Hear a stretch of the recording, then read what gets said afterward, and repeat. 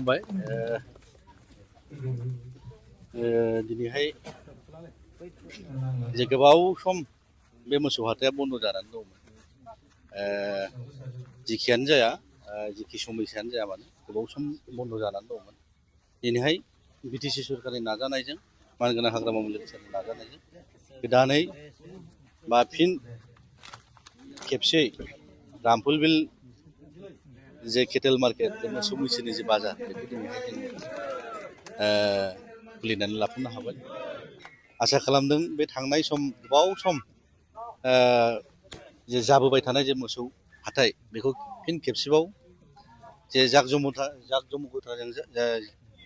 सृष्टि जालांनाय बा जालांनाय जे बाजार बेखौ फिन खेबसेबाव जों मोनफिनगोन होननानै आसा खालामदों बयखौबो खावलायदों बयबो रोखोमनि फानलाय बायनाया बयनिबो रोखोमनि मोसौ मैसो फानलाय बायलाया बेवहाय जागोन आसा खालामदों बयनिबो अनसायनाय बे बाजारा मोनफिनगोन आरो मोनफिनथों होननानै आसा खालामदों जाहाथे बेवहाय खुनु मथेबो बादा बिघ्नि जाहाथे सोरजि जाया बेवहाय क्रियेट जाया बिनि थाखाय आङो बयखौबो खावलायदों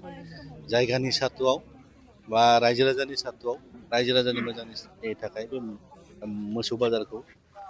जेरैबायदि थांखि लानानै खुलिफिनदों बे निस्सय मोगथां महर मोनथों बेवहाय रावनिबो बादा बिघ्नि जाहाथे जाया आरो जोंनि सचेतन बेक्तिफोरखौ रायजो राजाफोरखौ आं खावलायदों समाज सिबियारियानो जा दल संगठन सामलायगिरि बिथांमोनानो जा जों बयबो फानग्रा आरो बायग्रा आरो बे ओनसोलनि जे थासारि बेखौ जों जाहाथे मोजाङैनो मोजां लाखिनो जों बयबो सेस्था खालामो बिनि थाखाय आं गोसो गोरबोनिफ्राय आं बयखौबो खावलायदों आरो बे रामफलबिल मोसौ हाथायखौ गोजोरै जाहाथे जाफुंसारो बिनि थाखाय आं इसोरनि खाथियाव आसिरबाद बेखौ एसे सिगां आङो बे ओनसोलनि गारजेन बिथांमोनखौ भारबिलि बुंखांबाय जे जोंनि मोसौ हाथाय रामफलबिल मोसौ बाजार हिसाबै जोंहा बेसेबां हा एलकेट दं बा रामफलबिल बाजारनि नामाव एलकेट जायाखैबाबो बेवहाय गोबाव सम जों जन्म जानायनि सिगांनि 1956-57निफ्रायनो बेहाय मोसौ हाथाय दङ होननानै जों मिथिगौ बे हानि डिमार्केसनखौ आङो भारबिलि बिथांमोनखौ बुंदों बिसि बुरजा हा दङ बेखौ जों डिमार्केट खालामनानै बाजारनि नामावनो जों इन्टेक लाखिफिननायनि हाबाफारिखौ लानांगौ होननानै आं अलरेडि एसे सिगां बुंखांबाय दा बे हाखौ जों दिहुननायनि जोङो निस्सय